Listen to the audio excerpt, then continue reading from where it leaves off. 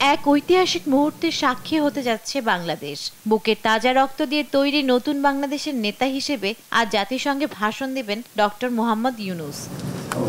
New York সময় সকাল 10:30 থেকে বেলা 11:30টার মধ্যে তার ভাষণ দেবার কথা রয়েছে। সেই হিসেবে বাংলাদেশের জনগণ তার বক্তব্য শুনতে পারবেন রাত 8:30 থেকে 9:30টার মধ্যে।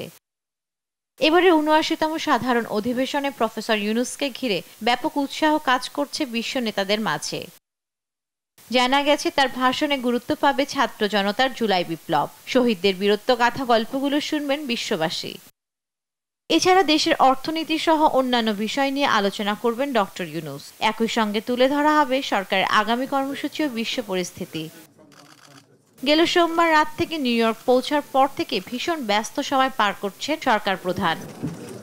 খোদ বাইডেন প্রশাসন ছাড়াও ভারত সহ বিভিন্ন দেশ আর আন্তর্জাতিক ব্যক্তিত্বের পূর্ণ সহযোগিতার আশ্বাস পেয়েছেন প্রফেসর ইউনূস। সফরের শেষ দিন শুক্রবারে ডক্টর ইউনূসের অন্যান্য কর্মসূচির মধ্যে রয়েছে মালদ্বীপের প্রেসিডেন্ট মোহাম্মদ মাইজুর সাথে সাক্ষাৎ, ভয়েস অব আমেরিকার বাংলা বিভাগের সাক্ষাৎকার, জাতিসংঘের আন্ডার সেক্রেটারি জেনারেল রাবাব ফাতিমার সাথে সৌজন্য সাক্ষাৎ এবং বাংলাদেশে বিনিয়োগকারীদের সাথে বৈঠক। আজ রাতেই দেশের উদ্দেশ্যে রওনা করবেন ডক্টর মোহাম্মদ ইউনূস। জান্নাতুল মোহনা, দেশ টিভি, ঢাকা।